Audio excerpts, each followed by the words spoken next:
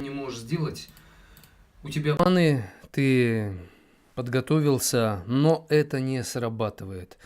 Как жить полноценно, когда планы рушатся в личных отношениях, по работе, вообще по жизни? Планы одни рушатся, другие должны быть наготове. План А, Б, В, Г, Д, Ё, Ж, З.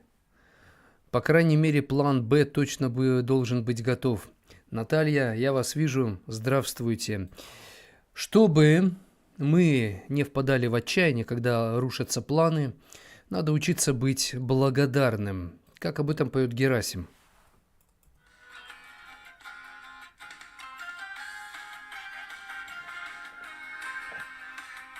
Те, кто подключаются, напишите, пожалуйста, как слышно и видно. Наталья, я вспоминала вас не раз. Елена Трус, здравствуйте.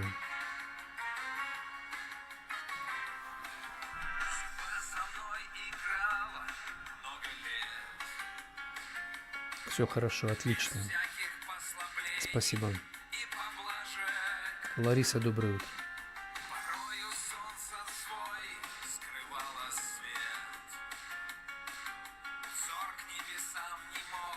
Поднять я даже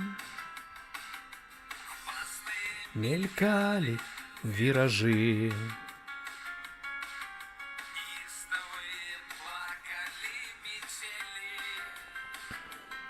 Добро пожаловать на трансляцию.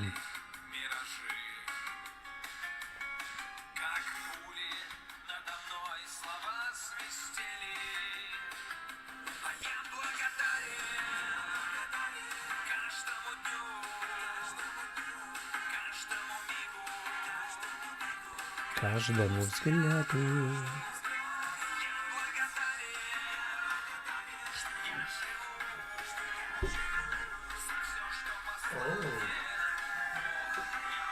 Алла,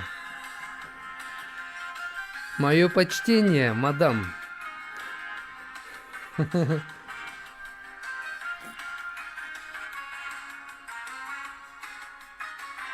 Вы неотразимы. Мы вас запомнили теперь на всю жизнь. Девочки были просто... Вау-вау. Что за тетя? Прекрасная. И Евгений Солагаев, Олеся. И покоя. Ставьте лайки. Делитесь трансляцией. Надежда, вижу. Все на кон. События мерить. Свой закон. Любить и верить. Я благодарен каждому дню, каждому мигу, каждому взгляду.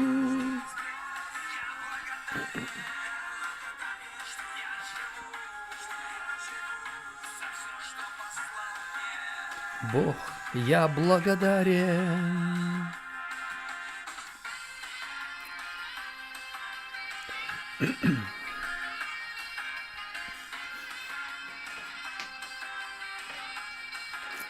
Тамара Пьянова, доброе утро.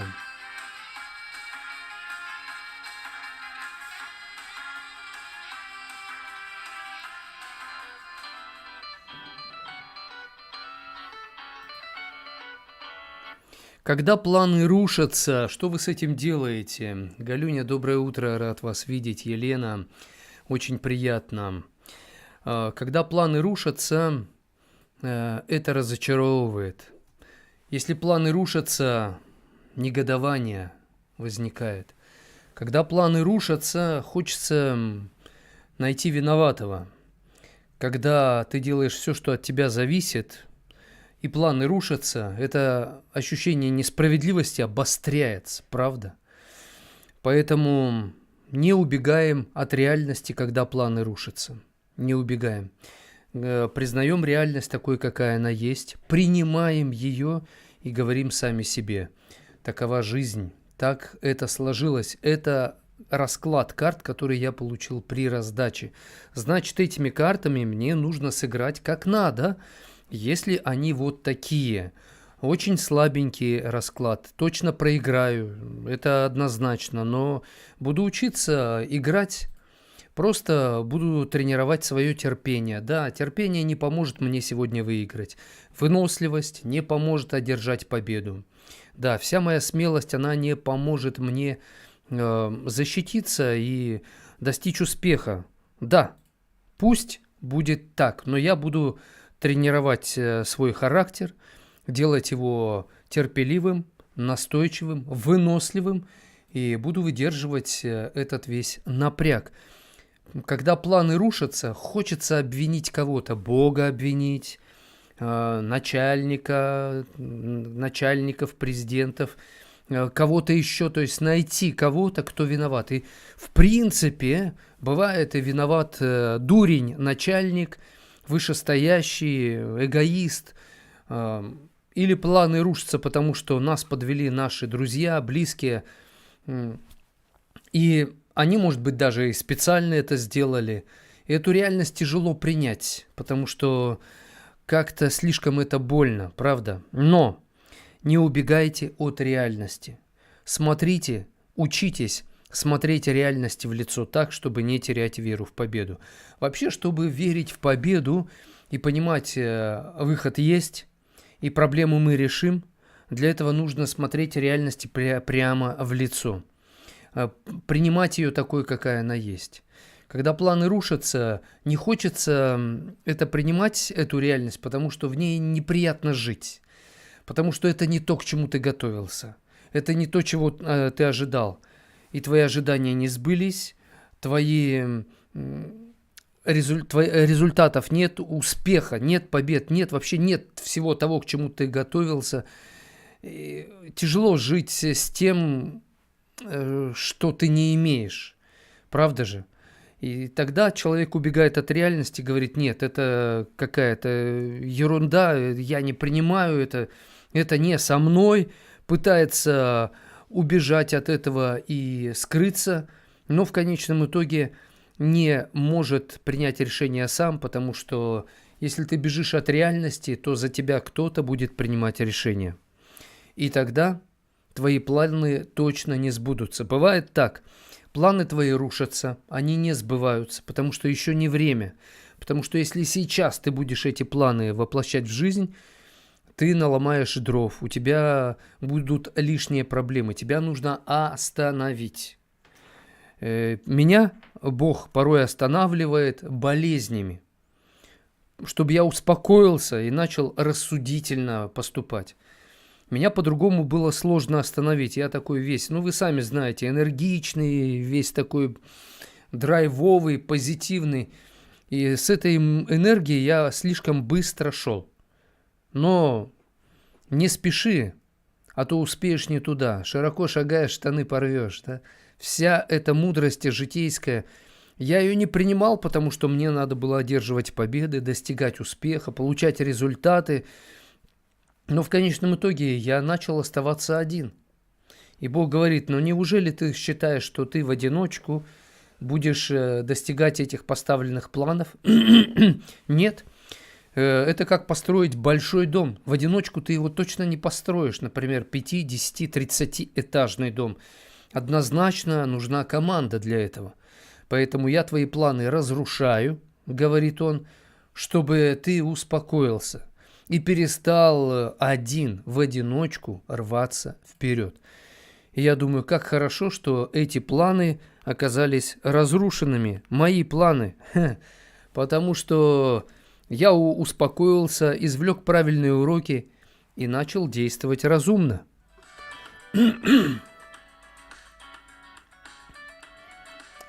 Привет, Владимир. Ставьте лайки, делитесь трансляцией. Будешь посылать, да? Аську. Ну ладно, хорошо. Таскира, доброе утро, желает. Спасибо, очень приятно. Бетонные стены возникают не для того, пишут нам, чтобы удерживать нас. Они есть для того, чтобы мы поняли, как сильно нужно стремиться к успеху. Угу. Порой бетонная стена стоит, чтобы мы ее стали обходить. Это метод червя. Червь не может пролезть сквозь бетонную стену. И он начинает ее оползать. И порой возникает такое препятствие мощное перед нами, чтобы мы не шли этим путем, чтобы мы свернули, обошли. И планы порой рушатся, чтобы ты не шел той дорогой, которой ты идешь. Потому что, идя этой дорогой, ты придешь не туда, куда надо. Вот так оно бывает. Наташа пишет: у вас новая студия? Здравствуйте. Связь прерывисто была, сейчас нормально. Давно вас не слышала. Спасибо. Да, у меня меняется место моего пребывания. Я как натуральный, буквально странник, пришелец, путешественник. Вот так вот оно и происходит. Спасибо, что вы участвуете.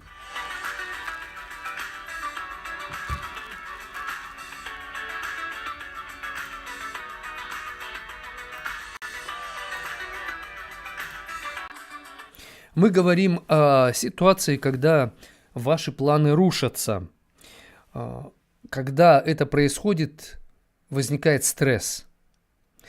И стресс, он как воронка, он тебя затягивает, и ты не можешь по-другому. То есть эта воронка, она тебя в любом случае затянет. Воронка, она и имеет этот эффект. Если ты попал в нее, то все. Что делать? Специалисты по выживанию говорят: набери воздуха побольше и ныряй в центр воронки, туда вниз. Внизу воронки ее сила ослабевает настолько, что ты можешь куда-то в сторону отплыть и всплыть уже там, где воронки нет. Таким образом ты спасешься. Вот точно так же, когда наши планы рушатся так, что нас это сильно выбивает из колеи, ужасно себя чувствуешь, но надо понимать, все равно она тебя затянет. То есть все равно ты от этого никуда не убежишь. Поэтому скажи себе: ладно, что ж, я пройду через это пекло, через эти тяжелые испытания. Я их принимаю, и я через них пройду. И ты начинаешь проходить через эти испытания.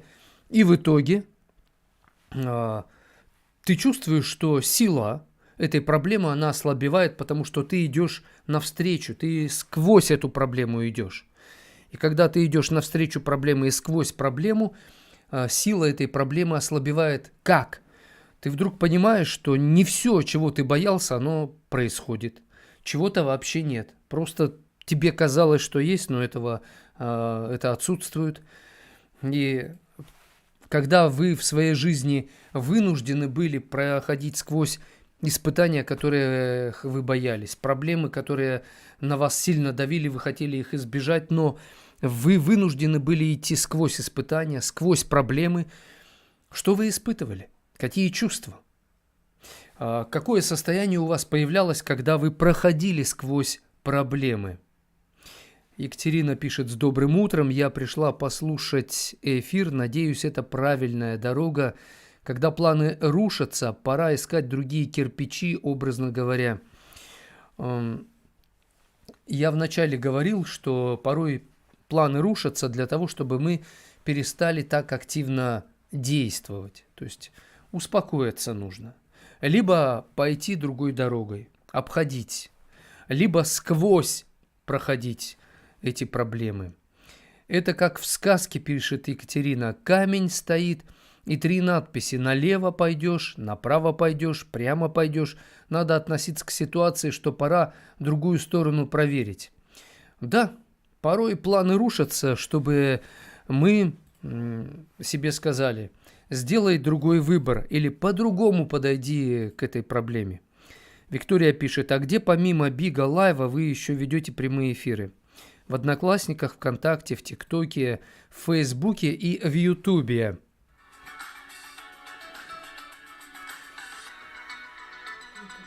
Ой, в Твиттере. Ого. А еще в Твиттере идет трансляция. Вот это да, здорово. Спасибо моему помощнику. Виктория, спасибо вам. Скажите, Виктория, когда ваши планы рушатся, что вы в этой ситуации начинаете делать?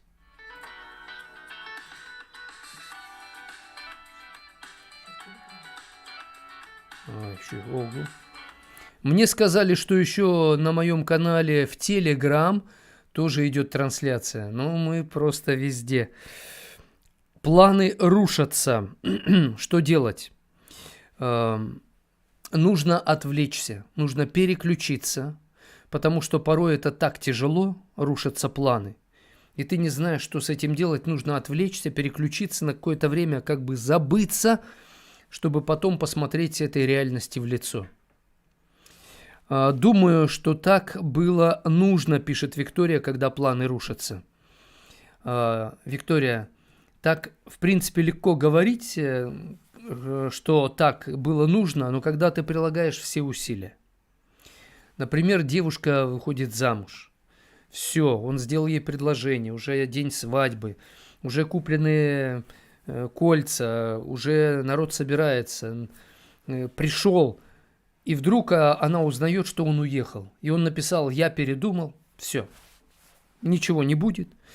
Или вас принимают на работу, вы прошли собеседование, все хорошо. Приходите на следующий день на работу, вам говорят: мы изменили решение, мы не принимаем вас на работу. До свидания. Когда вот это происходит, что вы с этим делаете? Все, что не делается, все к лучшему, пишет Виктория. Это красивое выражение, но подходит оно не для всех. Все делается, все к лучшему у тех, кто стремится к лучшему. А для этого надо понимать, что такое лучшее. Я лично понимаю, что все в моей жизни содействует к лучшему, потому что я верю в Бога, а Он следит за тем, чтобы все ситуации, и ужасные даже, самые плохие, они содействовали к лучшему, к добру. Потому что Он все контролирует. Я не могу, и никто из людей не может все контролировать, а Он может. Поэтому не все, что делается, все к лучшему у всех людей. У кого-то да, а у кого-то нет.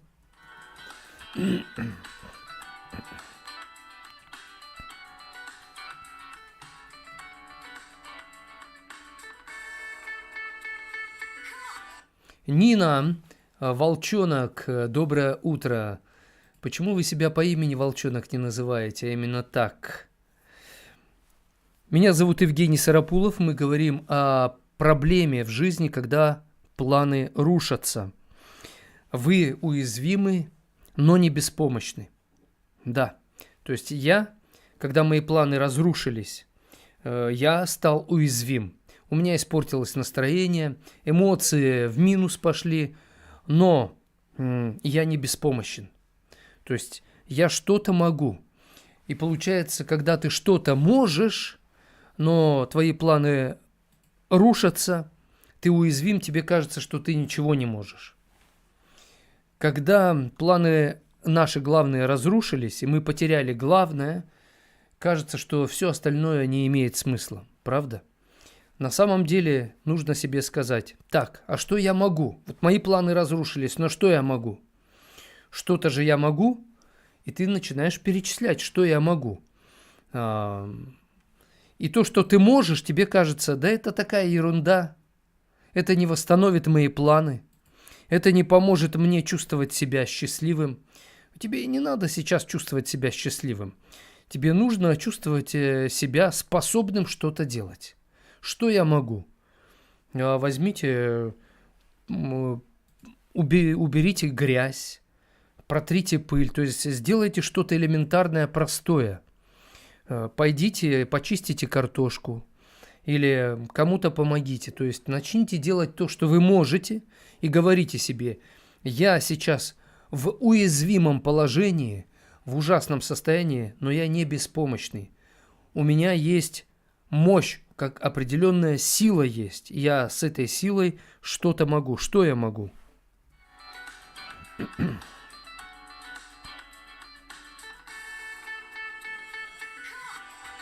Волчонок написал: потому что я волк, одиночка в душе.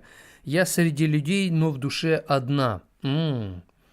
Понятно. В принципе, все мы одиночки, потому что все мы отличаемся от других людей. И это факт, и с этим ничего не поделаешь. Ты одиночка, потому что ты родился уникальным. Но в то же время человек становится человеком, когда он живет среди людей. Мы и одиночки, и одновременно с этим мы часть чего-то большего, часть целого. Людмила нам написала: «Доброе утро, рада видеть. Когда планы рушились, давала себе время погоревать». Отлично. Нужно поплакать, поныть, может быть, даже покричать, повозмущаться. Надо признать реальность такой, какая она есть. Мне плохо, мне ужасно плохо. Мне хочется сделать что-то, разбить что-то, разрушить, да, наорать. Да, так себе и говорите, я хочу вот это. И это признание реальности такой, какая она есть. Спасибо большое. Новая студия учит, чтобы кровать была заправлена, пишет мне.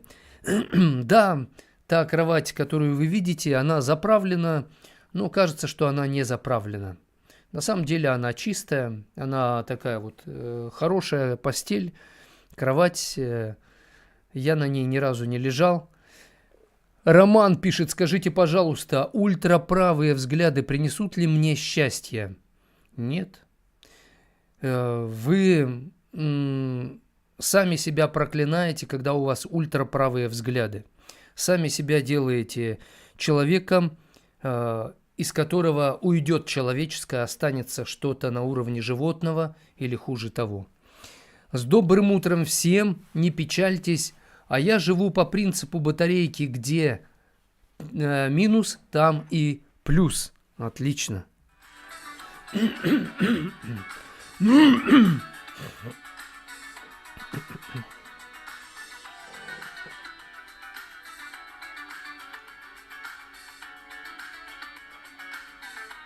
О. Только что мой друг Алексей Соломонов написал: «Слышно нас в Сакраменто, и это очень хорошо». В Сакраменто транслируется эфир «День добрый», радиостанция Этно ФМ. Спасибо Давиду Панамарь, директор этой радиостанции. Он ретранслирует мои эфиры уже давно, и он меня периодически, кстати, вдохновляет.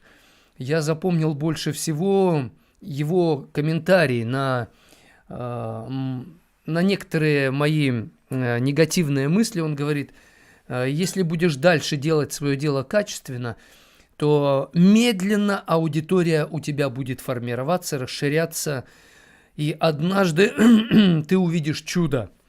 Однажды вдруг произойдет взрыв популярности. И ты не будешь этого знать, когда это произойдет. Но это точно произойдет, если ты будешь продолжать делать свое дело. Спасибо Давиду. Вовремя тогда он мне сказал, это было где-то года 3 назад. Что вы делаете в Стамбуле, меня спрашивают. Я здесь с семьей. Мы, скитальцы, путешественники. Так сложилась судьба моей семьи. Доброе утро, пишет Дмитрий, спасибо.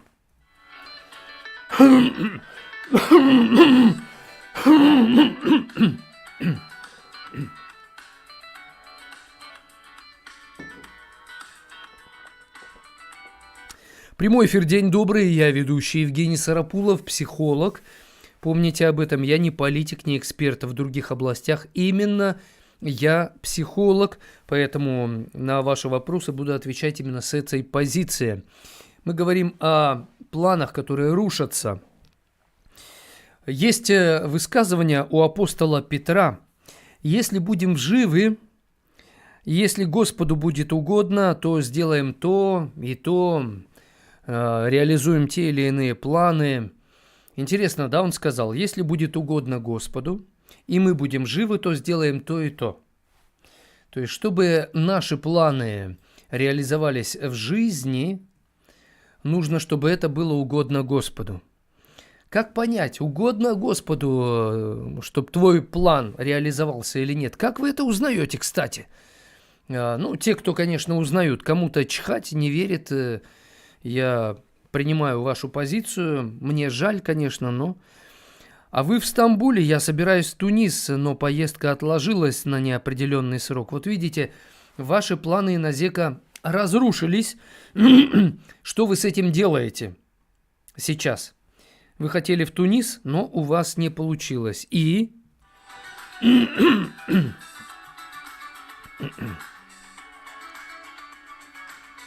Ирина пишет, в Израиле тоже вас слышно, Евгений. Спасибо большое, Ирина. Очень приятно, что вы с нами. Когда планы рушатся, то это порой бывает для того, чтобы мы выжили.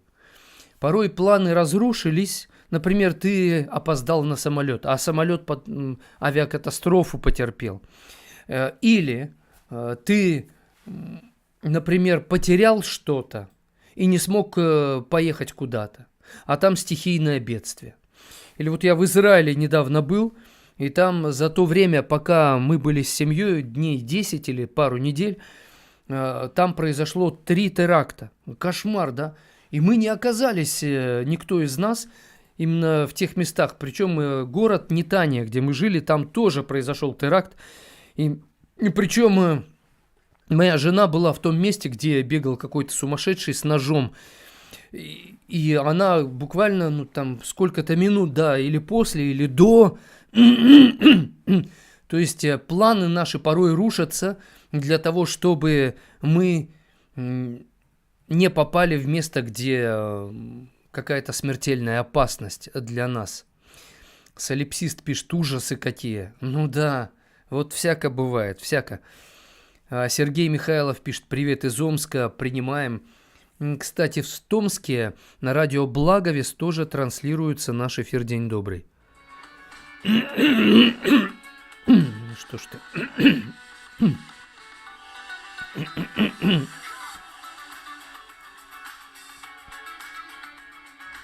Пишет нам Людмила. Совет вам, поменяйте фон сзади. Бабочка и кровать несовместимы.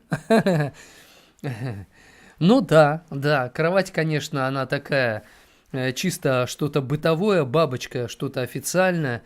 Официальное и бытовое как совместить? Я совмещаю, и у меня нет с этим проблем. Почему, Людмила, вам себе не сказать?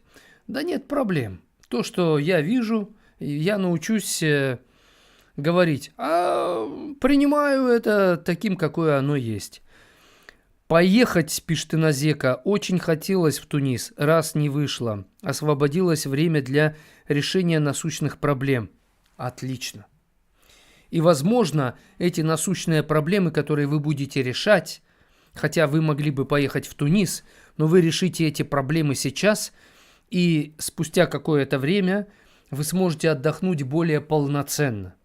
А так не решили бы эти насущные проблемы, уехали бы в Тунис, потом вернулись, и эти проблемы, которые вы не решили, они бы взяли у вас больше сил, чем надо, к примеру. Сергей спрашивает, как сохранить семью на грани развода? Во-первых, понимать, что ваш любимый человек может с вами развестись, даже если вы этого не хотите. Быть к этому готовым, потому что у него есть свобода выбора. Во-вторых, если он уйдет от вас, разведется, это не конец. Это не смертельно, это больно. Но вы способны все равно восстановить отношения даже после развода. И даже сделать отношения еще лучше. Возникает вопрос, верите ли вы в любовь, которая способна вам в этом помочь? Как сохранить семью на грани развода? Порой невозможно сохранить семью на грани развода. Вы будете сохранять ее, а ваш человек, любимый, не будет. И вы с этим ничего не можете сделать. Иван с нами здоровается. Таскира пишет, лет 5 назад я упала с велосипеда. Тут и в гипсе почти месяц. Переезд отменился в связи с этим. Успокаивались тем, что все, что не делается, все в лучшую сторону. Спасибо. Так и есть. Примите реальность такой, какая она есть. Когда-то Виктор Франкл, который работал психотерапевтом, но он еврей, попал в концлагерь и выжил там, потому что верил, что смысл есть. Хотя он не видел никакого здравого смысла в этом кошмаре. Но он себе говорил, смысл есть, и однажды этот смысл мне откроется, однажды я пойму, почему это было, зачем это было, а сейчас я не понимаю. Сейчас все мои планы разрушились, моей профессиональной работы, моей семейной жизни, моей личной жизни, все разрушилось, и я не понимаю, почему и за что. Но я когда-то это пойму. Он верил, что этот смысл откроется, и он говорил, что благодаря этой вере он выжил.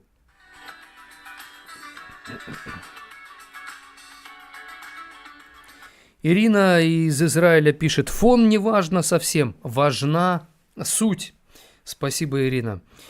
Доктор Ху пишет, здравствуйте, Евгений, мне говорят, что я никогда не женюсь, мне 36, такое ощущение, что жизнь прожита, жизнь проходит мимо. Доктор Ху, я лично вам скажу, что вы и в 36, и в 40, и 45, и 50 можете жениться. Просто поставьте эту цель перед собой и начните готовить себя к будущей семейной жизни. И обязательно найдется человек, который тоже готовит себя к семейной жизни, он поймет, что вы к этому готовы, он готов, ваши пути пересекутся, и любви все возрасты покорны, все будет хорошо в этом смысле. Не верьте тем, кто вас на это настраивает. Что это за люди, которые так говорят? Они не желают вам счастья. А кто-то несчастлив в семье и говорит, все это болото, все это тяжесть, потому что сам несчастлив и других хочет видеть такими же. Я стараюсь относиться ко всему проще, пишут нам. Отрабатываю навык, купила себе ноутбук на деньги и отложенные на поездку с его помощью смогу заработать. Отлично, отлично. Вот и Назека не поехала в Тунис, но на деньги на это путешествие купила ноутбук и, возможно, заработает столько, что в Тунис сможет съездить несколько раз. У нас музыкальная пауза, после мы вернемся и продолжим наш эфир по теме, когда планы рушатся. Что вы с этим делаете?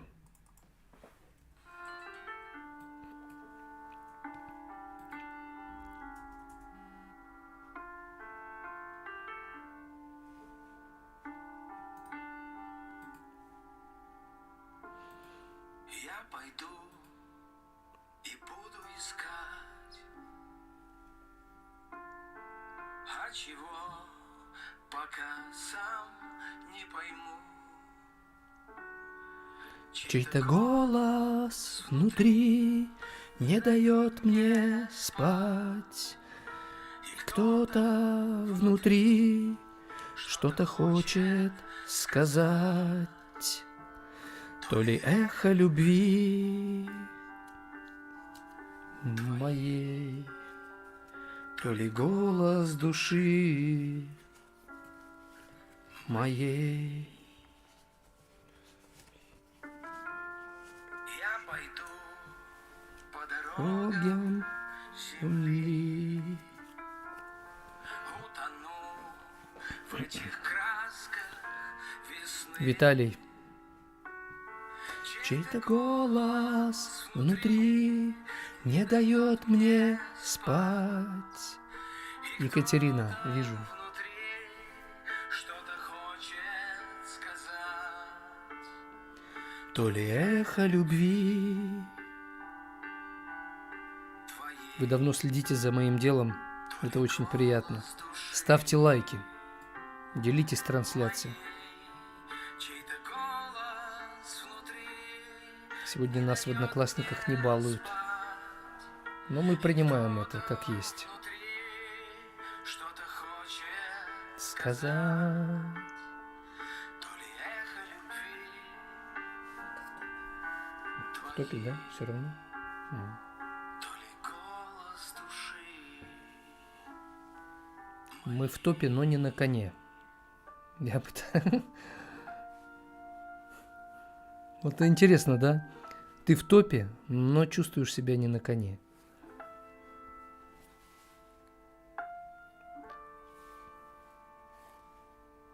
А вы оперу поете, Виталий? Ого! Вы певец или просто вам нравится петь?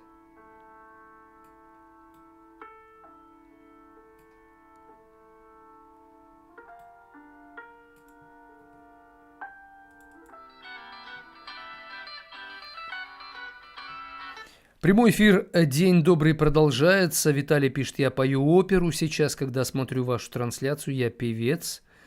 Надо же, вот это да. Ну, очень приятно, что нас слушают оперные певцы. Спасибо. Итак, одни планы рушатся, другие нет. Когда ваши планы рушатся, задайте себе вопрос, а какие планы не разрушились? Или бывает так вот в семье. Твои планы разрушились, а ее планы нет. И чьи планы не разрушились, вот по этому плану, может быть, и надо действовать. Бывает, что твои планы рушатся, потому что твой план не подойдет, хотя тебе он кажется идеальный. Он не подойдет, потому что план твоей жены или твоих детей, он лучше. Так, вы говорите очень простые и удивительно важные вещи. Спасибо, что вы это замечаете. Да, на самом деле жизнь сложна, но если проще относиться к ней, то все очень просто. Не убивай, не кради. Люби Господа всем сердцем, всей душой. Ближнего люби, как самого себя. Доктор Ху пишет, я считаю, Евгений, что должно быть все вовремя, также и создание семьи, ведь дальше в возрасте 40 лет можно и не увидеть внуков. Да, но главное это не обязательно внуков увидеть. Это не самое главное. И Назека, спасибо, что вы лайкаете трансляцию, продвигаете ее, очень здорово. Кстати, нам Сергей написал, у которого отношения на грани развода. Он пишет, жена собрала вещи и уехала, сейчас мне плохо, ностальгия давит грузом. Вам надо, конечно, переболеть, переплакаться, перестрадать, взять себя в руки и не терять то, что вы имеете. Продолжать работать, продолжать становиться сильнее, увереннее, крепче, потому что она все равно за вами будет наблюдать. Ей будут о вас рассказывать. И, например, некоторые начинают пить, изменять, во все тяжкие пускаются. А кто-то, наоборот, берет себя в руки и говорит, ну что ж, я стану еще сильнее. Я не могу изменить ее, не могу заставить ее любить меня, но я просто стану еще сильнее в этих условиях и обстоятельствах, потому что, а что делать? Пусть она узнает, что она ушла от того, кто способен ее любить, защищать, кто способен помочь ей чувствовать себя любимой. Пусть она знает, что она, теряет на самом деле вас, да? Потому что когда планы ваши рушатся, и вы во все тяжкие, да, как говорится, то тот, кто от вас уходит, он думает, ой, слава Богу, что ушла, потому что с этим жить. Тот, который начинает пить, который начинает гулять, кутить там, или ныть, или становится каким-то еще в негативном плане. Поэтому поставьте перед собой задачи, решайте их и крепчайте интеллектуально, морально, духовно. Так, пишет нам солипсист. Хотя нет, Александр вначале написал. Смысл жизни для всех землян – это познавать истину, любить истину, жить истиной. Красиво сказано, но что есть истина, Александр, для вас? Солипсист пишет, да, вера – это сила. Да, это точно. Он же пишет, солипсист, смысла жизни нет, есть цели и задачи. Смысл жизни, конечно же, есть. Вы можете это не признавать, но это факт. Александр об истине пишет, это победоносная сила, которая сокрушит все зло на планете. Понятно. Солипсист спрашивает, а что есть зло? Зло – это то, что делает нас слабее, что делает нас злее, что делает нас более грешными. Как перестать ныть? Позже это у меня внутри. и я пытаюсь измениться, но не получается. Когда не получается не ныть, нойте, но делайте что-то конструктивное и полезное. Нойте рядом с человеком, который вас сможет выслушать и в то же время как бы направит, да, то есть не позволит вам оставаться в этом состоянии.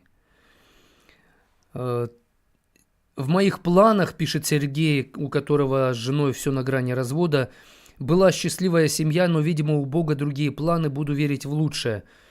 У Бога план сохранить вашу семью. Однозначно. И если вы разведетесь, это не конец вашей семьи. Развод – это может быть очень хороший повод, чтобы поработать над собой, над отношениями, заново влюбиться в свою жену и завоевать ее заново. Валентина пишет: «Доброе утро, Евгений, и все, кто с нами. Сложная тема, пока не припомню из жизни. Значит, если было все к лучшему, спасибо Богу, не буду его гневить». Спасибо, понятно.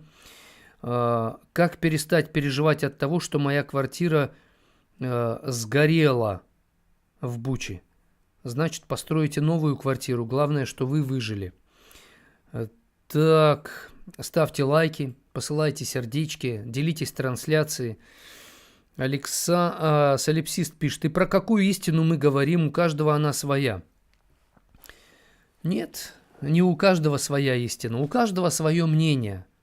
У каждого своя правда, но истина одна. Да, как говорил Сократ, кто же там, но истина дороже. Что же... Сократ мне друг, но истина дороже. Что-то типа этого, да, было сказано древним мыслителем. Итак, истина на самом деле одна, так же, как всемирный закон тяготения. Он один. Платон мне друг, но истина дороже. Да, спасибо, Виталий. Платон, точно, не Сократ. Платон мне друг, это Сократ говорил про Платона. Александр пишет: «Зло, все, что губит, ранит, ворует, грабит, аферы, спекуляции и так далее». Спасибо, в принципе, можно так сказать. От Галины всем мирного неба и здоровья.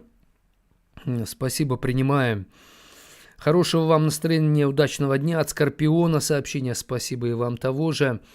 Истина, пишет Александр, основа для всего живого на планете. Да, согласен. Наталья пишет: хочешь рассмешить Господа Бога, расскажи ему о своих планах. Порой случай специально отводит от намеченного плана, дабы отвести от беды или неправильного исхода дел. Да, именно об этом я говорил в самом начале эфира. У вас приятный голос, пишет Нина.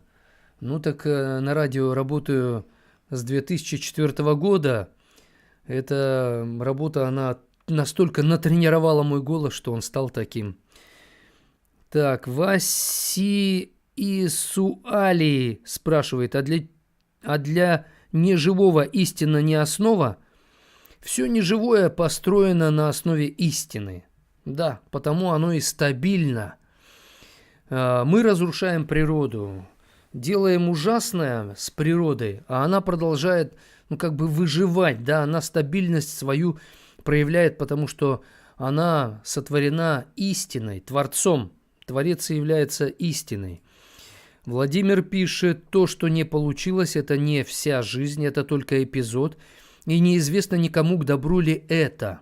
Да, бывает, планы рушатся, потому что ты построил дом на песке,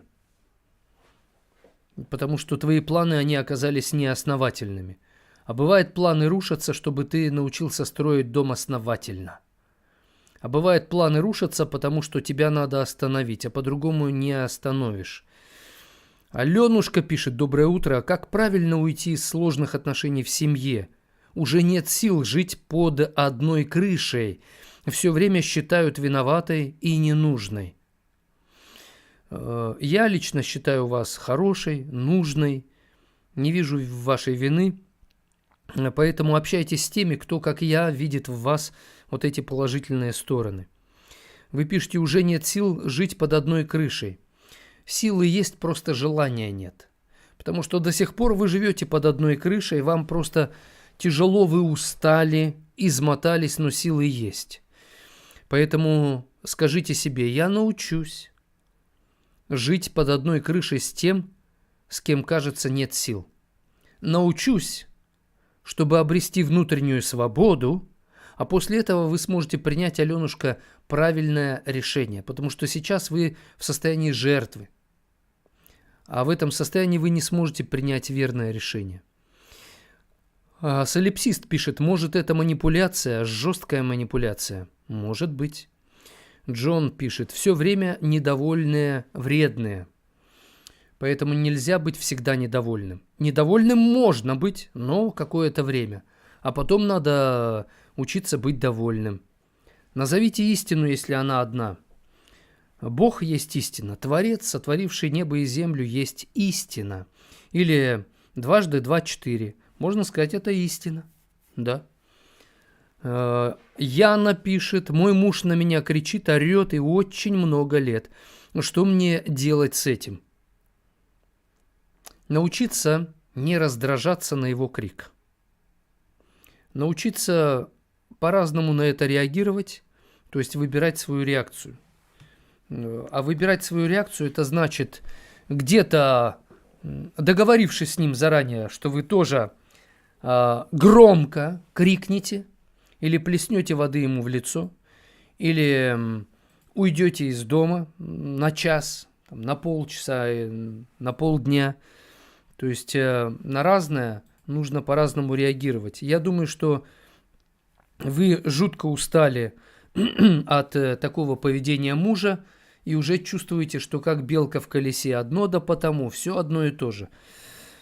Поэтому вам нужно научиться не раздражаться. Когда вы научитесь не раздражаться, вы начнете чувствовать внутреннюю силу в себе. Муж начнет чувствовать вас сильной, и он начнет рядом с этой силой вашей чувствовать свою слабость. Какой Бог? Богов же много, пишет Васи Суали. Это выдумка, что богов много. Бог один, да. Но, конечно, я в это верю. Доказать это невозможно, потому что это вопрос веры. Вы можете верить, что богов много. Я верю, что он один. Верьте, как хотите. Но все проявляется в делах, ваша вера. Так, здравствуйте от Тёмы. Тёма, здрасте. Да, люди же много богов придумали. Да. Есть все боги, кроме одного, придуманы людьми, скажем так. О, какие люди! Евгений Гудухин на связи. Евгений, тезка, привет. Евгений пишет: мир тебе, брат мой дорогой. Спасибо тебе огромное за твой труд. Я с радостью исполняю свое призвание преобразовывать негатив в позитив, практично относиться ко всему, быть полезным. Таскира пишет: попытка ударить мою мамочку с бывшим, расстались навсегда. Что только не это прощать. Теперь я благодарна в первую очередь Богу. То есть план жить вместе разрушился для того, чтобы вы, Таскира, почувствовали себя лучше.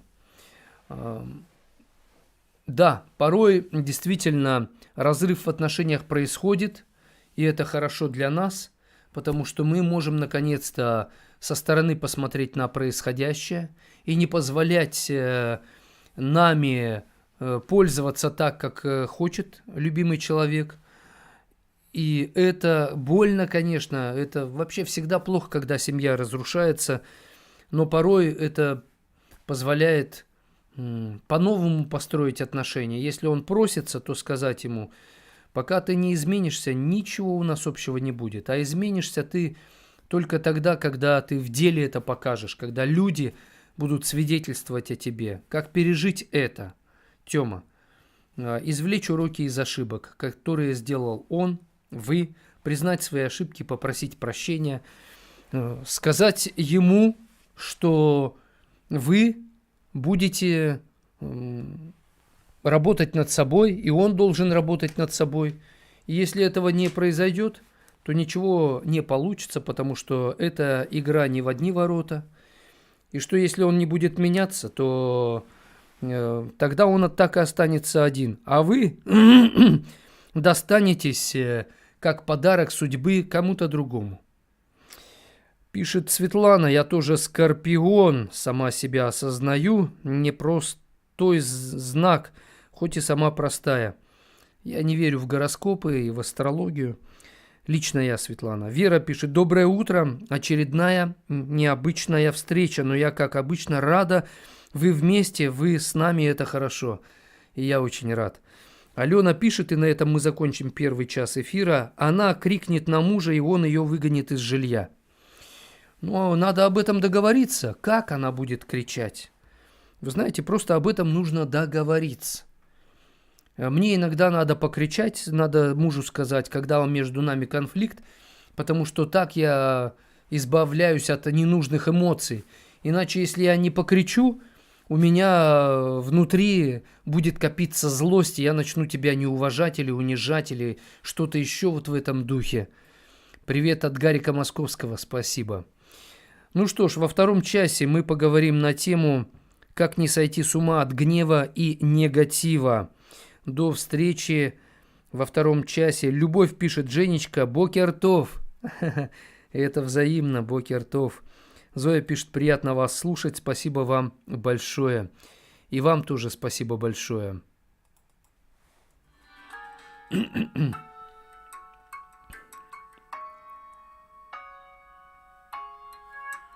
Там, где мысли мои витают, люди горя и слез не знают, словно в сказке Виталий, я очень рад, спасибо.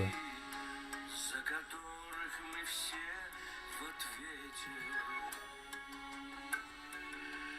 Там нет крови и нет пожаров, нету взяток и наркобаров, нет квартир для хранения денег, нет чинов, кому мы до фени.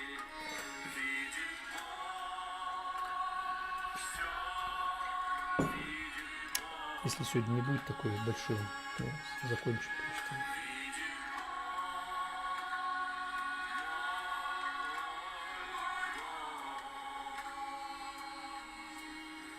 Там, где мысли мои витают, Тимур, нету тех, привет.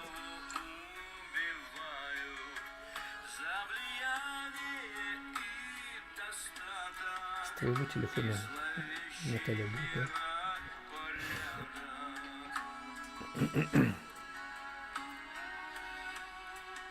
Хорошая песня, да.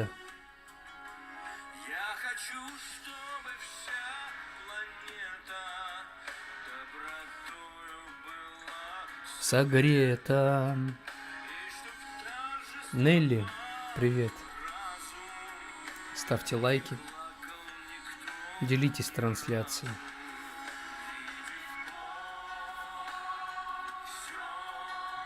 Видит Бог. А он все видит, это точно.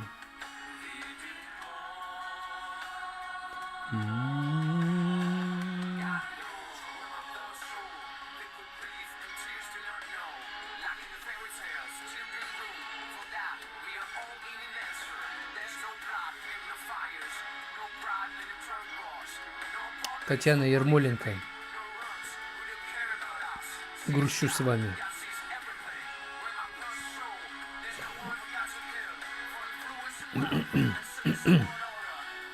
Валентина Дроздова, спасибо, что поделились трансляцией.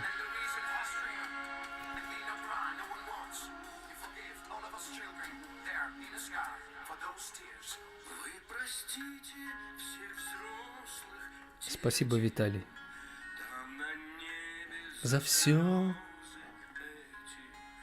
Нету слов в душе рыдание. Эта песня вам на прощание. Видит Бог, Федор Бондарев. Согласен с вами.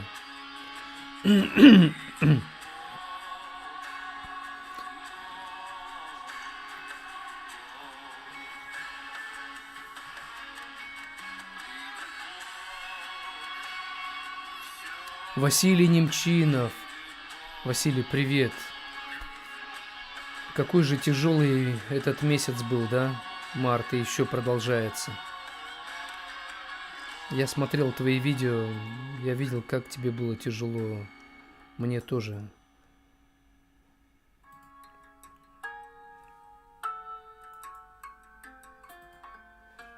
Ну ничего, с Божьей помощью преодолеем все это и сохраним любовь в сердце даже к врагам своим, да? Чтобы правильно поставить их на место. Зачем искать, когда нашел друг? Зачем желать, когда обрел? После множества дорог скитаний Че, Леша пишет, что хорошая связь там, да? Сигнал. Сакраменто. Ничего не пишет.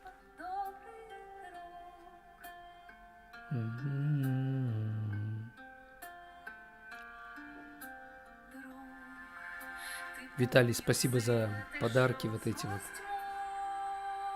Спасибо большое. Никому. Если новые пути влекут тебя опять, ты можешь их пройти. Я буду очень Максим Ф, спасибо большое. Благодать Господа Иисуса Христа, это да. Но вместо фраз я пою сейчас. Мы твоё. Дивья Росса, это кавер. Но почему Майкл Джексон, говорят, очень красивый кавер.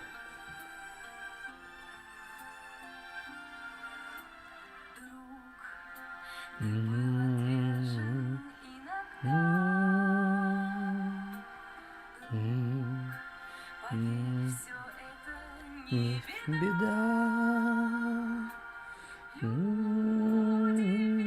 жизнь порой, сквозь боль, гнев и страх, не зная ты другой, мечтают о друзьях, таких как ты,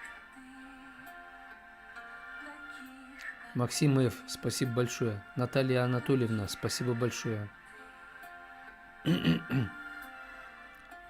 Васи Суали, я вас не игнорю.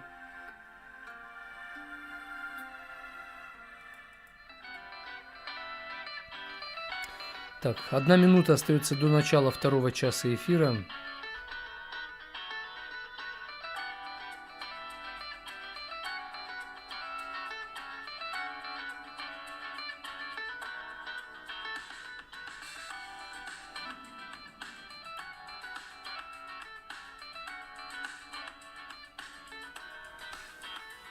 Марина Р, доброе утро, вижу вас.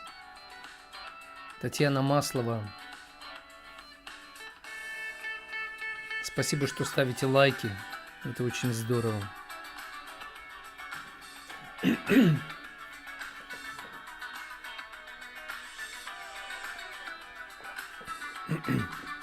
Хорошие условия здесь, да. В смысле, звук не... А будет лучше, я верю. Не для этого мы проходим через испытания, чтобы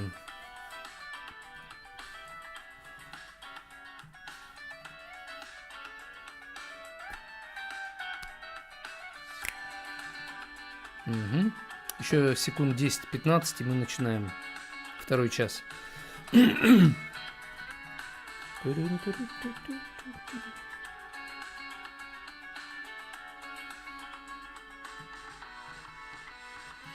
Прямой эфир «День добрый» продолжается. Меня зовут Евгений Сарапулов. Я профессиональный психолог. Помните об этом, когда задаете мне вопросы или хотите получить комментарий на свои высказывания.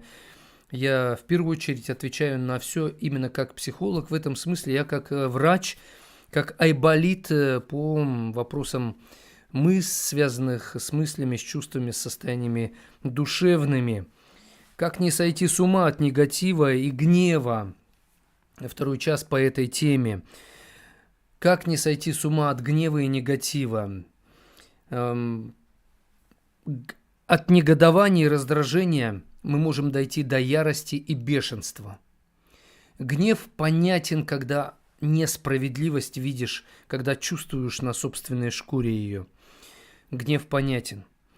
И раздражение, оно естественно. Но важно не дойти до ярости, когда начинаешь сам разрушать все, и то, что нельзя разрушать, и даже себя. Если неправильно управлять гневом, можно разрушить и себя, и того, кто несправедливо с тобой поступает. Можно дойти от постоянного раздражения до бешенства. И бешеная собака – это кто? Больная, да? То есть человек в бешенстве – это от слова он бесится, то есть бес управляет им. Демоническая какая-то темная сила начинает им управлять. Поэтому управляйте гневом, управляйте раздражением, чтобы не впасть в ярость и в бешенство. Мир непрост, мир весьма сложен. И когда все идет наперекосяк и рушится привычное, и кажется, что ты в этом вообще не виноват, и кто-то пришел и все это разрушает, и враг жесток, и враг беспощаден, и враг хуже скотины поступает, и тебя просто это все начинает ломать. И ты встаешь перед выбором, как любить, когда так хочется ненавидеть.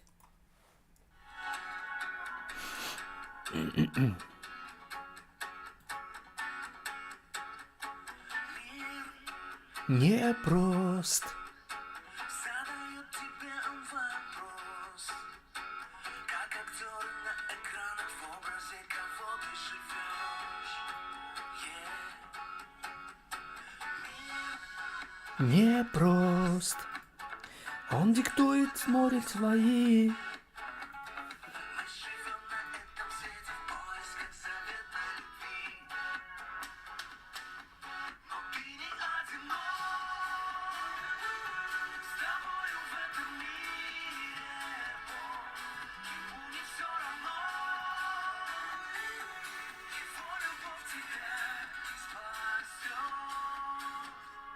Мир непрост. Поединок зла и добра. Мы, идя по этой жизни, часто смотрим смерти в глаза. Владимир Ясногор. Это с Фейсбука, да? Слушай, я же вел трансляции там. В Фейсбук я не вел трансляции из Израиля. Вот почему. Я постараюсь написать в следующий раз перед приездом. Просто у меня все вот спонтанно, да. Я, можно сказать, скитаюсь с семьей сейчас.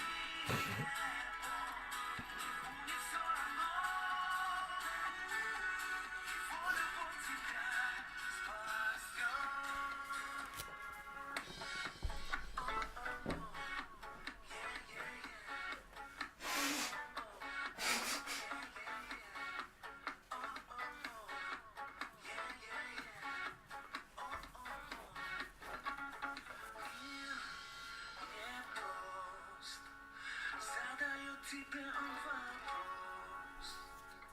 Сидишь, потом все. Вчера я рекорд установил, кстати, отжался 610 раз.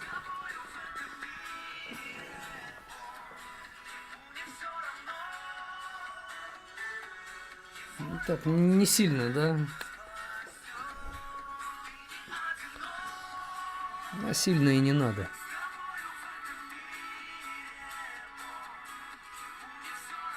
Богу не все равно, это точно. Вот уж кому не все равно, это Богу.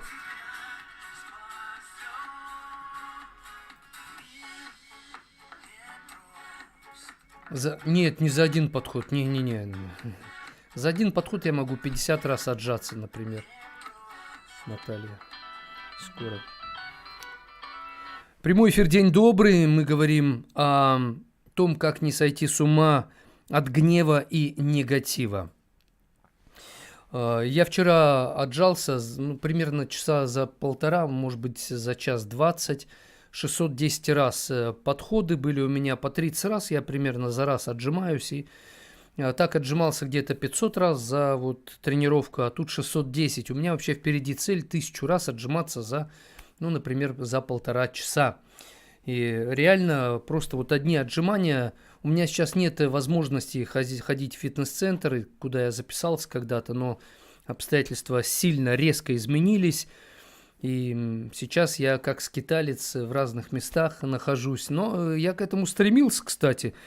У меня вообще была цель несколько лет назад, уже лет 10 даже назад, быть мобильным человеком, вести прямые эфиры из разных мест планеты Земля, потому что я себя чувствую человеком международным, мультикультурным, как это еще говорят, умное это слово, космополит, да, космополит, то есть человек планеты.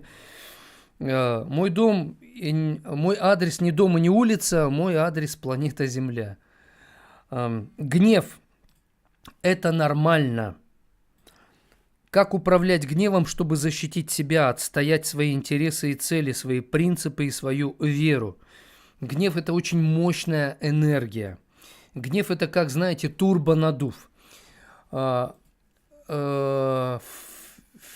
и Феррари.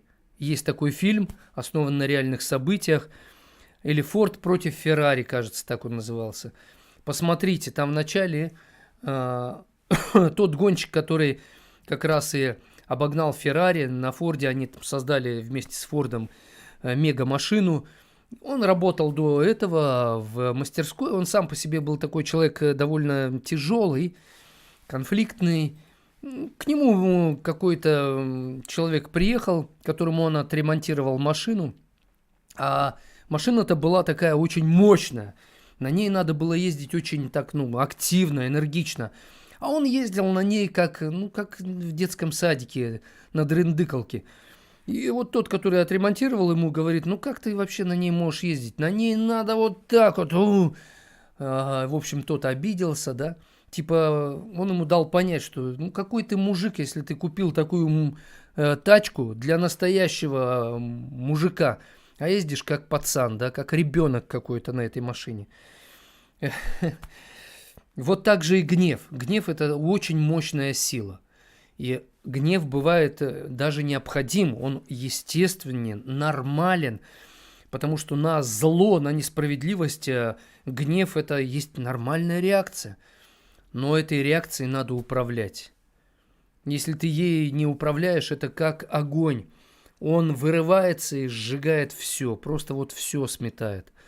Благодарю за ответ, пишет Романтика. Да, с удовольствием, Романтика. Спасибо, что подключились.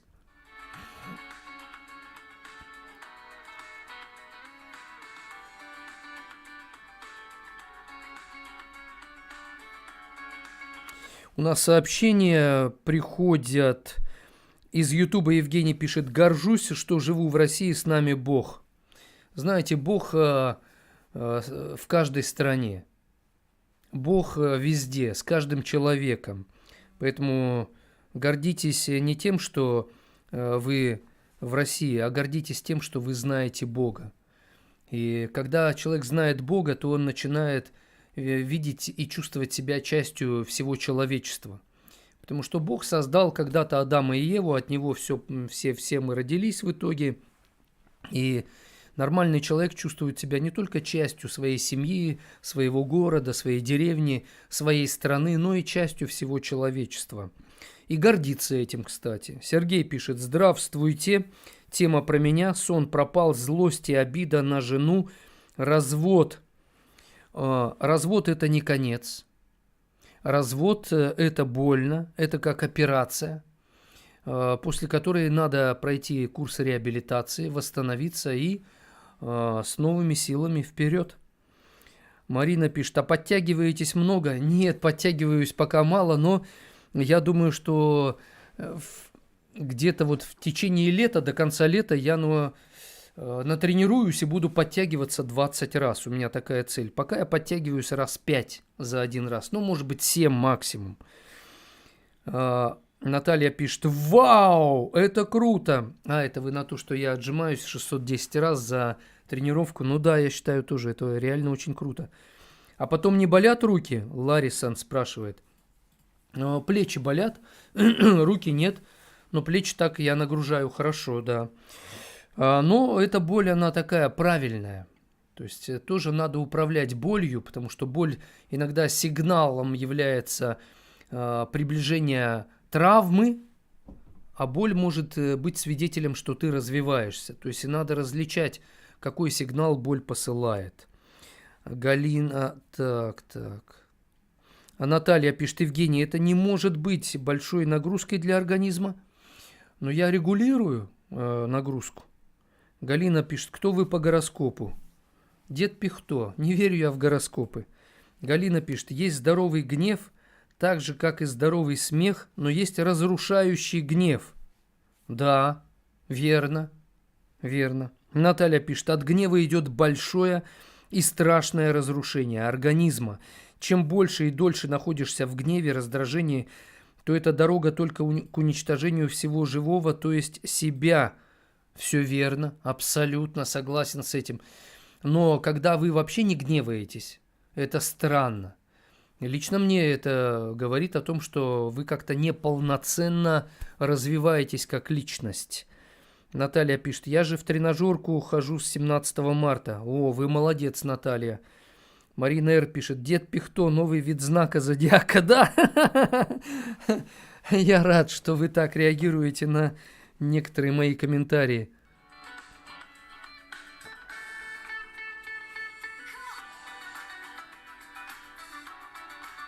Прямой эфир, день добрый. И я, ведущий Евгений Сарапулов, профессиональный психолог, работаю психологом с незапамятных времен, с октября 1993 года, уже 28-й год, больше, чем полжизни. Мне 54 года, хотя нет, подождите, так это как раз, мне 54 года, и в этом 28-й год я работаю, то есть полжизни я уже психолог. Вот видали как, да? Вот так.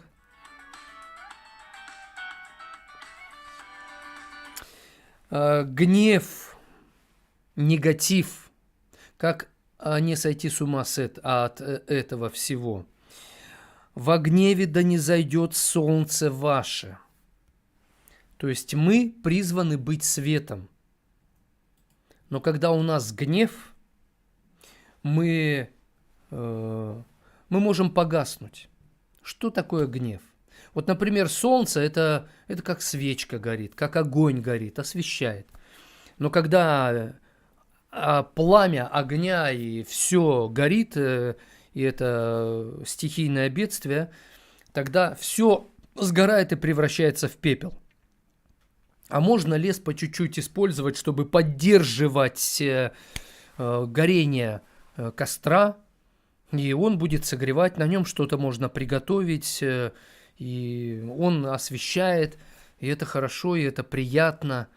Поэтому, если мы не управляем гневом, он начинает зажигать все, и сгорает все, и тогда ни тепла, ни света. Поэтому во гневе да не зайдет солнце ваше.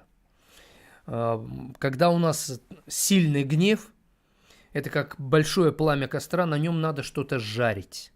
Жарить, варить. Точно так же, когда у вас гнев, сжигайте злость свою.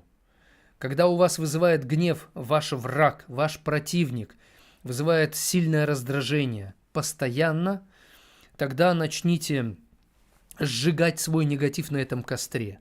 Да, потому что если вы этого не сделаете, то враг хочет вызвать у вас гнев такой силы, чтобы вы сами себя сожгли. Чтобы вы начали ненавидеть, мстить. Кто наш настоящий враг? Это дьявол и вся эта тьма, которая ему служит. Для кого-то это сказки, кто-то считает, что этого вообще не существует. Ну, хорошо.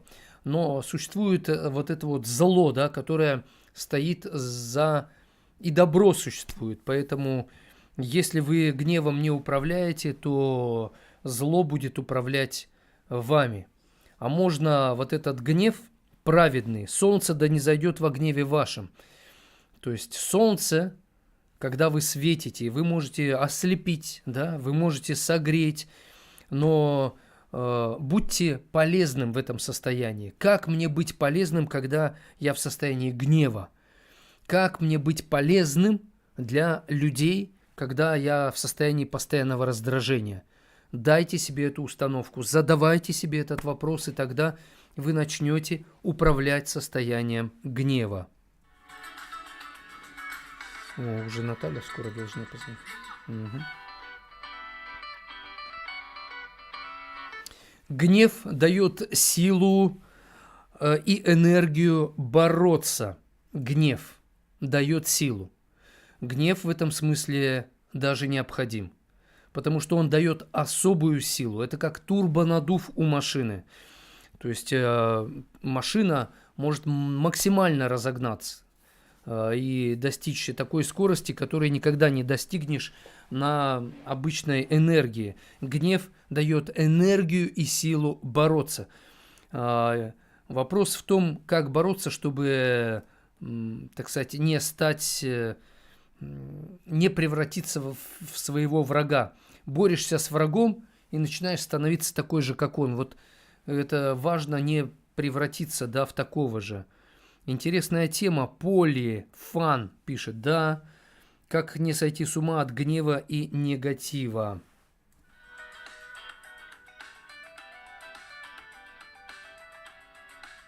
Спасибо, Ольга Юматова. До нас дозвонилась Наталья Вотинцева, и это очень классно, потому что я давно ждал этой возможности. Наталья, очень рад, что вы здесь с нами. Здравствуйте. Здравствуйте, давайте проверим связь, как слышно. Слышно хорошо, по-моему. В соцсетях, надеюсь, тоже будет слышно хорошо. У вас бывало такое, когда вы чувствовали, что сойдете с ума от гнева и негатива? Я не уверена, что это гнев, но негатив и какое-то раздражение, конечно. Ну, знаете, здесь, наверное, говорить о том, какой силы или объем, наверное, гнев. Если я чувствую раздражение, вот что делаю я? Я стараюсь минимизировать контакты, если я понимаю, что этот гнев связан с моим несогласием. То есть, допустим, я что-то ожидала от мира, от людей, от детей. И вот, знаете, меня не устраивает, да, поэтому меня это раздражает ужасно. И я тогда стараюсь понять, первый, наверное, самый принцип, так, что со мной происходит, какую эмоцию я испытываю. Мы как-то с вами говорили на эфире. Когда рацию подключаешь, тогда легче эти чувства анализировать, контролировать. Тогда легче с ними работать. Вот, первое, мы спрашиваем, что это такое происходит. А второе, я стараюсь, чтобы никто под горячую руку не попал, минимизировать контакты. Вот это два момента. Получается, лучше заранее для себя определиться, как я буду действовать, когда меня что-то будет раздражать или вызывать у меня гнев. Не всем, наверное, можно вот это сразу, знаете, в первый раз. Не всем удастся, наверное, так поступить, потому что мы же сначала должны действительно прогневиться, отойти, проанализировать и тогда только принять решение, что окей, давайте у меня будет какой-то алгоритм действий. То есть вот так вот сходу сказать, что давайте все так будем использовать вот эти вот механизмы, они, наверное, все-таки в опыте человека формируются. Ну вот смотрите, сейчас такой период, когда если читаешь новости, то можно с полоборота раздражиться и впасть в гнев, потому что новости бывают тяжелые, потом еще тяжелее, думаешь, да куда тяжелее, а потом еще какой-то кошмар просто. И ты понимаешь, что если ты это узнаешь, ты это прочитаешь, увидишь по видео, то у тебя возникнет состояние гнева, и нужно заранее для себя определиться, как я буду действовать. Согласны? Я согласна, но еще раз скажу в поддержку наших зрителей, которые не подготовлены, что даже меня иногда это цепляет, понимаете? Вот у меня не один алгоритм есть действий, и все равно я же ведусь, хорошо? Я буду так сленгово немножко. Да, конечно. Я же веду, меня же цепляет, поэтому даже подготовленные люди, ну что, я настраиваю себя, что ну вот, я опять разрешила меня вывести из состояния стабильности. Нам Наталья Я, задает вопрос, а если этот да. раздражитель начальник, как его минимизировать? То есть мы не можем изменить человека, тем более начальника. Начни-ка его менять, он тебя и вообще начнет гнобить или уволит. Ну, Но... мы-то с вами знаем, с вами, я вижу этот вопрос, у меня Ага. контакт передо мной. Я проверила, представляете, я проверила, вот как мы сейчас с вами звоним, и мне приходится это делать со стационарного компьютера. Поэтому я на стационарном компьютере в дополнительной вкладке вижу вопрос Натальи ВКонтакте про начальника. Ну, первое, мы знаем с вами, что других людей менять в принципе невозможно. Однозначно. То Да. есть надо поменять свое отношение к этому начальнику. Он что? Он материт вас, он прикладывает физически, он вам подзатыльник. Чем он раздражает? Это ведь вопрос раздражения. Он чем раздражает и как раздражает? Может, это его стиль управления, может, вам не нравится авторитарный, либо слишком попустительский его стиль управления. Вопрос, на что вы раздражаетесь? Мы же с вами тут, Евгений Владимирович, не можем детально консультировать людей. То есть поменять отношение к нему, то есть посмотреть, что именно раздражает, и если можно, найти все-таки плюсы. Потом, на то, что вы не можете повлиять, оно не может вас раздражать. Разбирайтесь со своей вот этой вот стороной эмоциональной. Если с этим действительно жить невозможно, ну, как минимум поменять там работу или действительно поработать с тем, а что вас действительно раздражает. Может, вас раздражает вообще не начальник? Вот в этом смысле нас сегодня, а мы живем в этих условиях нынешних, когда есть очень много раздражителей, и порой начальник нас раздражает, но на самом деле это не основной раздражитель. Раздражает что-то в политике, в экономике, в мире, в семье, в себе, там, среди близких. И нужно попытаться либо избавиться от раздражителей, которые вне работы, уменьшить их силу раздражения. И тогда начнет хватать сил на преодоление раздражения с начальником, например. Вот тут пишут нам, что некоторые в принципе раздражаются. У меня тоже недавно ректор зашел, прям меня застал, когда я огурец ела на кафедре в перерыв. Вы знаете, когда начальник приходит, почему, вот я говорю, не раздражаются? Наверное, волнуются, да? То есть, если это начальник приходит, ну вот если смотреть комментарии ВКонтакте, насколько вы подготовлены к встрече, да? А второе, что раздражает? Начальник вас контролирует, ну тогда мы с вами прекрасно знаем, что надо показать лучшую сторону своей работы. И если, допустим, какой вывод сделала я, меня застали врасплох, что в следующий раз я буду точно знать, что я буду говорить. Может, следующего раза, конечно, ну, будет там через много лет, но тем не менее, если вы с этим начальником контактируете часто, ну, наверное, можно отработать алгоритм, как себя вести, что-то подкорректировать, да? Или он действительно какой-то, ну, такой малоуправляемый начальник. Бывают разные начальники. Нам написали, надо рассказать о том, что вы думаете. Если он понимающий человек, то он исправится. Надо, мне кажется, по-разному начальнику рассказывать о том, что мы думаем по поводу того, что, ну, как бы вызывает у него раздражение. Бывает, я заведовал кафедрой психологии в свое время, и бывало, я раздражался на все, потому что у меня дети там не спали маленькие, да, я не выспавшийся, и меня вообще все раздражало. А не потому, что человек, мой член кафедры, сотрудник, что-то не так делал.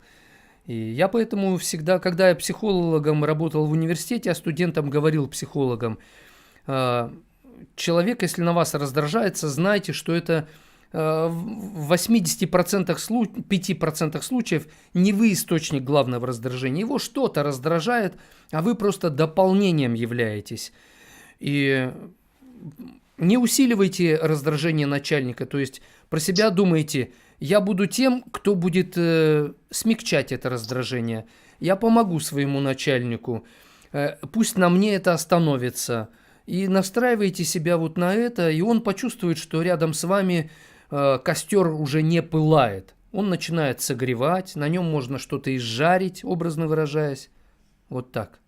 Слушайте, вы говорите то, что я хотела сказать перед эфиром. Вот я Да. думала о том, что давайте буду я тем, кто остановит, не слишком ли, а сейчас слушаю вас и говорю, не слишком ли я много на себя беру, потому что, вспоминая случай, даже переписка с начальником, да, я понимаю, что я наоборот могу разжигать костер, потому что мне не нравится, что меня не так предупреждают о контроле моей работы, что мне Мгм. не так алгоритм объявляют работы, действий, которые ждут от меня.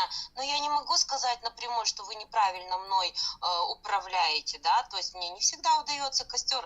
Я хотя хотела это теоретически сказать. Можно я один пример приведу? Да. Где-то относительно недавно, но в течение последнего месяца со мной была такая ситуация. Серьезно, она меня поразила, то, что я в ней увидела в этой ситуации.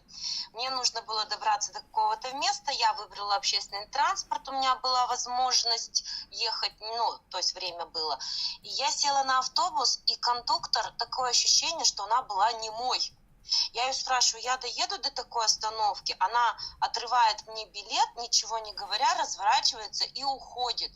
Я в таком была, знаете, в растерянности и в негодовании, что я обратилась к соседней там пассажирке и говорю, она что, глухая? От меня это вообще не свойственно, чтобы я начинала кого-то, ну так скажем, оценивать вот именно с таких позиций. Она что, глухая?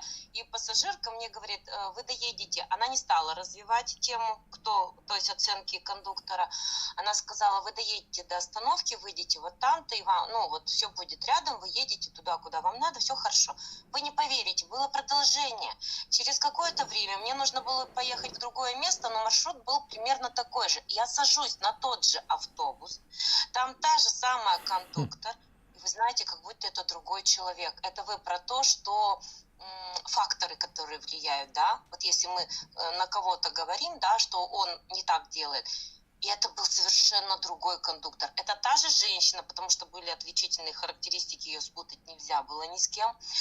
И она была настолько мила и добра, я сама поразилась тому, насколько я ее оценила в первый раз, и насколько, я не знаю, что это, да, то есть насколько мне снова предоставилась возможность ее увидеть совершенно в другом свете, понимаете? И что хорошо, вы были способны увидеть ее другой. Бывает, какой-то негатив у нас вызывает человек, или не просто какой-то, а ужасный гнев, и мы потом на человеке ставим крест. Он такой, он негодный, он ужасный, он гадкий.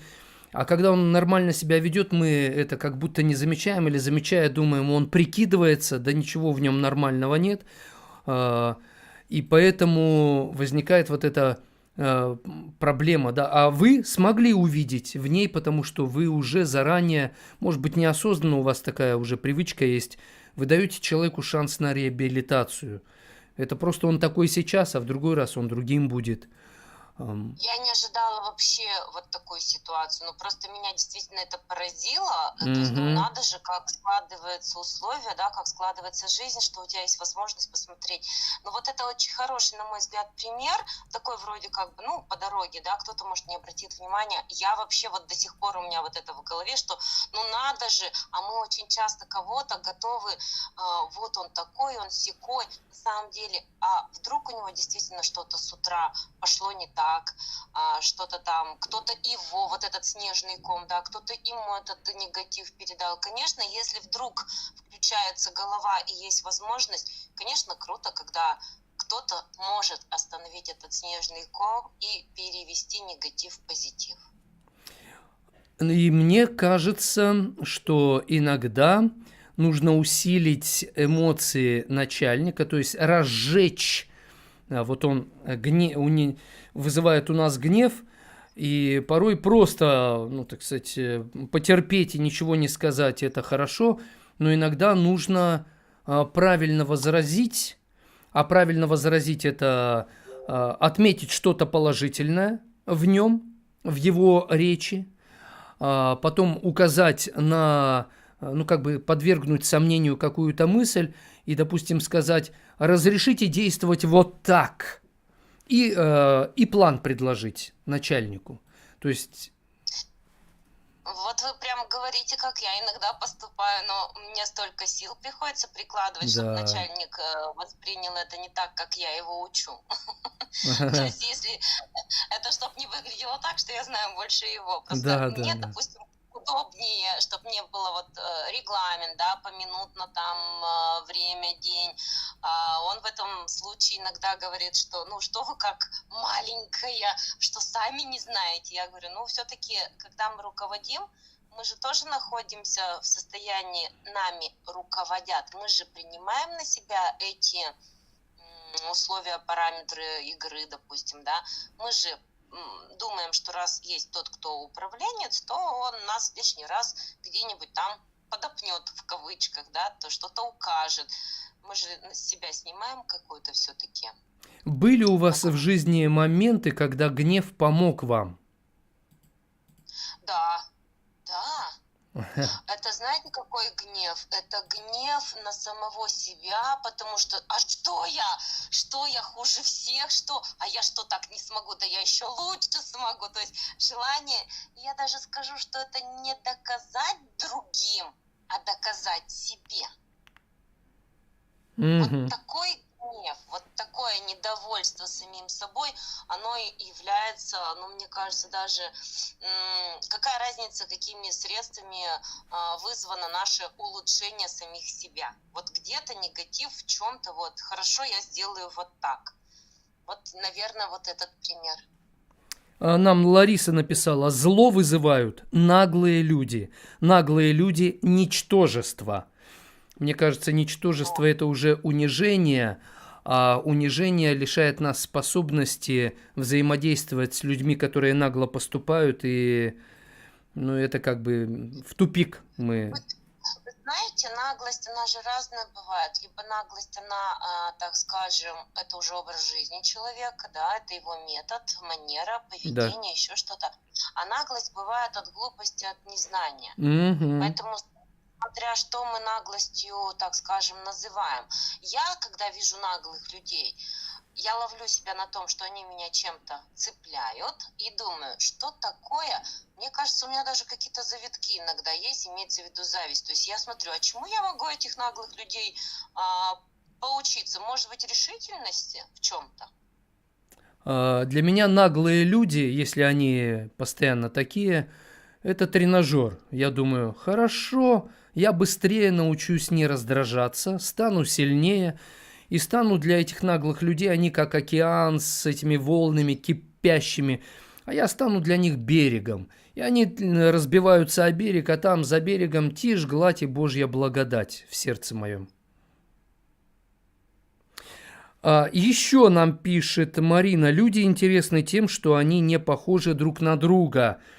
То есть у нас гнев бывает появляется, что человек слишком иначе думает, иначе чувствует. Бывает такое?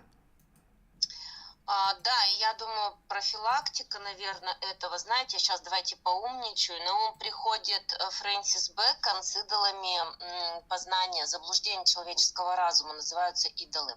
У Фрэнсиса Бэкона 17 век, сторонник эмпиризма. Это, ну, в том числе и философ, и научный деятель, да. Мгм. Он говорит о призраках пещеры. Он говорит, что у каждого из нас формируются рациональные какие-то стереотипы, размышления, когда мы смотрим на мир из своей собственной пещеры. Так вот, на мой взгляд, единственный выход к нашему беседе, да, тоже это применимо, единственный выход – это общение с другими людьми. Вот я серьезно, вот я это на лекциях говорю, да, потому что я читаю студентам, я там свои какие-то эфиры веду, и репетиторство с 9 класса начиная. Я всем говорю, чем больше социальных контактов, тем мы более, ну я в данном контексте скажу, более лояльны к иным мнениям. Потому что мы понимаем, чем обусловлены, чем вызваны их мнения. Может, даже они не правы. Но у нас есть принять их как то, что имеет право на существование. И вот это уже сам факт, что мы принимаем, что они могут быть, готовность к тому, что могут быть, это уже, ну, в какой-то мере смягчает раздражение. Вот такой вот уровень. То есть выход к другим – это как, ну, профилактика, скажем, Да. вот этого Э, негатива. Я порой стараюсь понять людей, которые меня раздражают, троллят, и мне удается в них найти человеческое, хотя они по-человечески себя не ведут, но я думаю, жаль, я в них вижу это человеческое, они это не раскрывают, в них этот потенциал есть. Я тогда себе говорю: Евгений, ты одержал победу. То есть ты в тех, кто тебя раздражает, троллит и унижает, нашел положительное, хотя они ведут себя ужасно отрицательно. И я себе говорю, значит, я веду себя как человек. То есть я в нем увидел человеческое. Мы видим в других то, что есть в нас. И тогда я себе говорю, ладно, если он ведет уже себя по-скотски, не как человек, я в нем вижу человека, и это помогает мне бороться не с ним, как с человеком, а вот с этой скотской, ну, как бы натурой, да, которую он в себе там пестовал, воспитывал и развивал, проявляет сейчас. И надо уметь... Спасибо вам. Мгм. Да. Спасибо вам большое, хочу сказать за это, потому что сейчас, когда я веду, ну, я сейчас не так часто, может, эфиры веду, да, но все равно, когда я веду эфиры, я вижу, ну, абсолютно разную реакцию людей, и когда совсем показывают нечеловеческие стороны, я вот чуть-чуть маленько откорректирую мое восприятие, да, как вы говорите. Я не то чтобы в них вижу человеческое, я даю им шанс самим в себе вот это человеческое оставить, может даже развить. Это уже их дело, а мое дело, что, знаете, наверное, больше надежда на то, что в них есть человеческое, да, мы надеемся, что в них есть человеческое все-таки, и у них есть шанс это развить. Я не могу каждому, да, потому что это, ну, не моя специфика, и у меня эфиры немножко другие, Да. там, скажем, оборачивать их к своей стороне человеческой. Но это первое, что у меня возникает, за что я вам благодарна, да, что первое, что у меня возникает, ну, вот человек решил нам показать вот эту сторону. Скорее всего, у него есть человеческое, но иногда говорю им вслух, что желаю вам развить все-таки иные стороны своей Мгм. сущности. У меня изнемогает ребенок на пороге одет. Да, Вот прямо спасибо сейчас большое за участие, Наталья. Наконец-то мы я с иду вами в вместе. тренировку, да. И вы знаете, у нас снова с вами эфир, когда у меня вечером аргументариум, но у нас сегодня полная запись, мест свободных нет. Мы Ага. идем смотреть мышление других и через них познавать себя. Всем спасибо, присоединяйтесь к аккаунтам, буду рада видеть в своих друзьях. Спасибо большое, Евгений Владимирович, вам за эфир и команде, которая обеспечивает связь. Всего доброго. Спасибо, до свидания. С нами была Наталья Вотинцева, кандидат философских наук, она из Перми. И ей спасибо большое, что она выделила время. Мы продолжаем наш прямой эфир, говорим о состоянии, как не сойти с ума от гнева и негатива. Кто-то стучался к нам в дверь, по-моему, или случайно постучали. А, там думаешь? А, да? А что это вы тут делаете? Ну? Они ж такие, да? Наталья, вы молодчага, спасибо вам. Накопились у нас, собрались сообщения, комментарии. Волк пишет: класс, большое спасибо вам, Наталья. Наталья, видите, как вас ценят. Будем с Натальей стараться теперь более регулярно в эфире. Но апрель у меня необычный месяц. На этой неделе я проведу эфиры, а вот на следующей неделе там, может быть, эфиров не будет, они будут в повторе. Но посмотрим, как все будет складываться. Пишет нам Надежда: очень трудно себя заставить, но нужно бороться с собой и в первую очередь начать с себя, но трудно. Порой, чтобы начинать с себя, нам нужен тренер, который бы нам в этом помогал. Потому что у нас сил нет начать с себя, потому что обстоятельства, вызывающие у нас негатив и раздражение, настолько тяжелые. И вот когда эти события сейчас, эти тяжелые, да, все эти военные действия, этот кошмар, это война, как по-другому, да, это все называть, не знаю. Это все вызывает ужасный гнев, особенно у тех, кто непосредственно потерял близких, родных. И в этом состоянии управлять собой сил нет. И мне порой пишут и говорят: Евгений, помогите, там, помолитесь за меня, знаю, что вы верующий человек, или как психолог, дайте мне рекомендацию. И даю, выслушиваю, поддерживаю, помогаю. И мне говорят: хорошо, что вы ведете эфиры, потому что я выживаю на этих эфирах, вы помогаете мне не превратиться там в зло, вот знаете, в источник зла, потому что хочется мстить, хочется бить, уничтожать. Но я понимаю, что надо остаться человеком в нечеловеческих условиях. И я понимаю, и поэтому, конечно, я говорю: Господи, дай мне мудрости, дай сил помочь. Пишут нам из Ютуба: Ируша, про раздражение есть шутка. Если тебя раздражает, что кто-то качает ногой, проблема не у него, а у тебя. Повод подумать, позаботиться и о себе. Да, когда меня раздражает, если кто-то стучит ручкой по столу или ногой по там, скамейке, где ты сидишь, я себе говорю: научись не раздражаться. Учись не раздражаться. Ты можешь. Просто не хочешь. Научись. И это мне очень помогает. Есть такое слово в исламе — джихад, пишет нам Волк. Так вот, самый главный джихад самим собой. Джихад — это не зло. Да, нужно уничтожать негатив и грешные мысли внутри в своей душе, чтобы эффективно бороться с тем, что происходит вокруг, со злом вокруг. Марина пишет: конечно, человеку с однобокой позицией другая позиция будет казаться странной. Поэтому надо быть многогранным, нужно уметь смотреть на одно и то же с разных точек зрения. Пишет нам Ольга: люблю бывать в ваших, Евгений, эфирах. Спасибо, очень приятно. Ставьте лайки, делитесь трансляцией. У нас остается 3 минуты даже 2 минуты до завершения второго часа эфира. Ольга, она же пишет: сейчас я на пенсии, работаю, начальник мировой, я молюсь и думаю, это большое дело, молитва, и меня хранит от раздражения начальника. Молитва порой, знаете, помолился, и проблема как-то раз решилась. А порой молишься, и проблема ухудшается.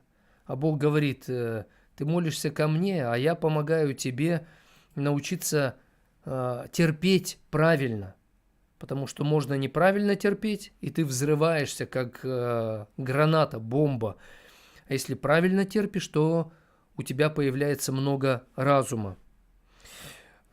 Марина пишет, конечно... Таня пишет: мир вам с Орегона.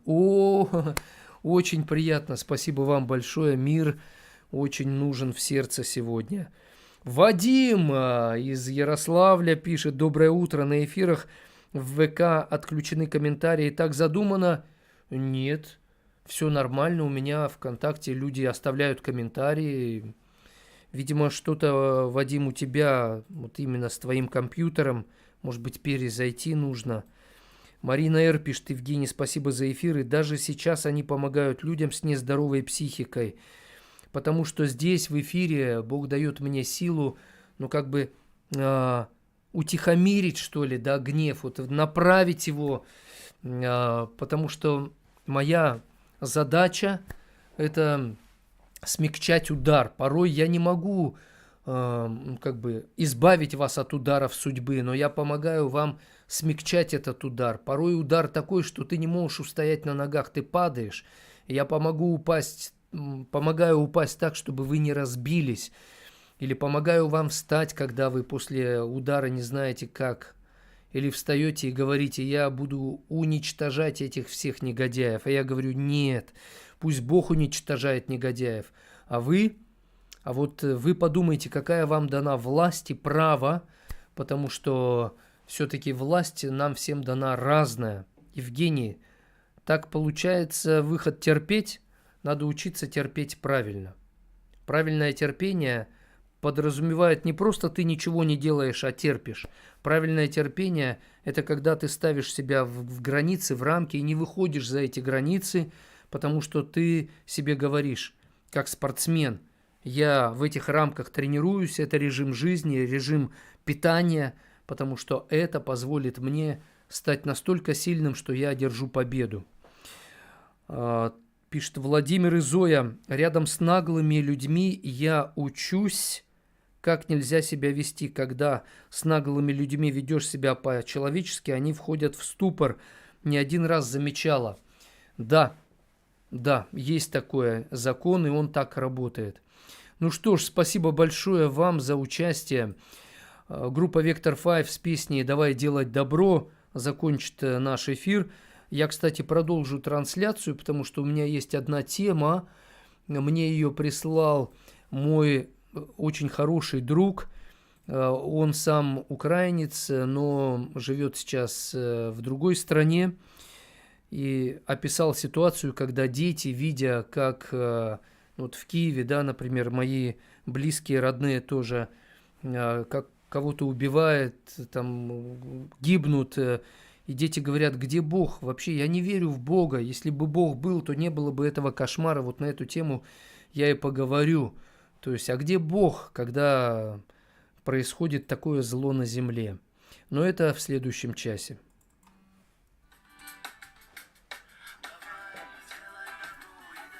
Я же обещал.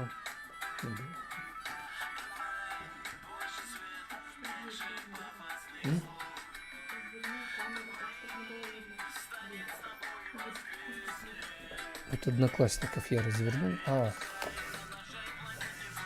кстати. Ой.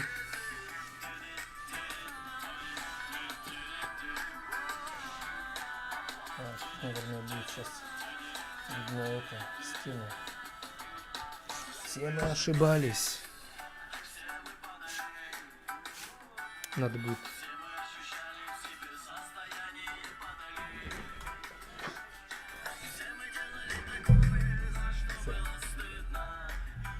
Так, Одноклассники, сейчас попробуем кое-что. Не-а. У меня камеру закрывает там этот. Ну ладно, в следующий раз. Завтра. Просто это...